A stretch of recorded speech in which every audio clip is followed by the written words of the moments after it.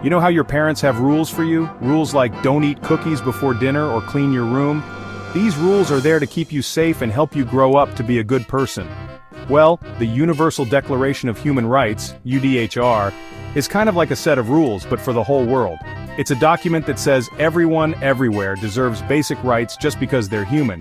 It doesn't matter where you come from, what you believe in, or what you look like.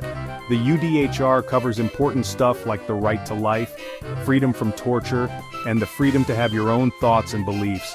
These rights are meant to protect us and ensure we can all live in peace and dignity.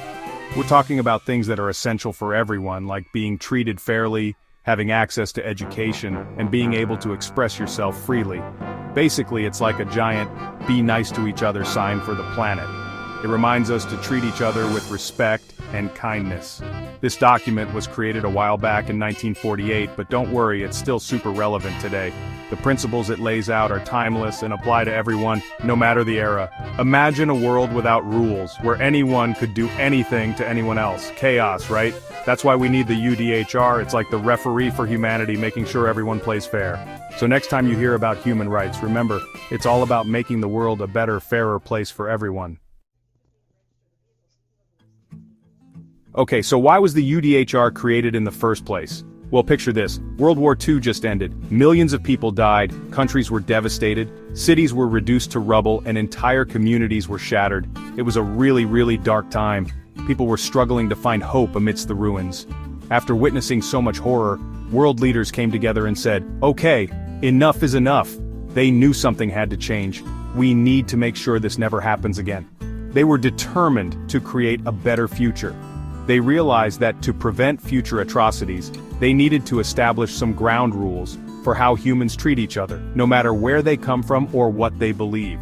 These rules had to be universal, and that's how the UDHR was born. It was a monumental step towards global peace and justice. In 1948, a bunch of countries got together at the United Nations and signed this super important document. It was a collective promise to uphold human dignity. It was a huge deal. The UDHR laid the foundation for human rights laws and inspired countless movements for justice and equality around the world.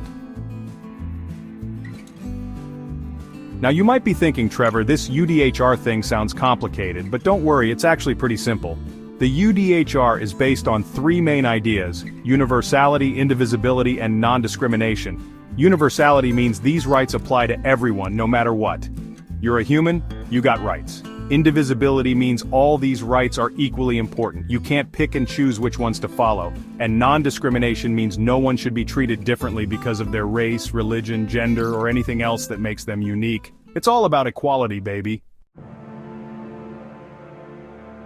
So what about today? Are the principles of the Universal Declaration of Human Rights still relevant in our modern world? Is the UDHR still relevant in 2025?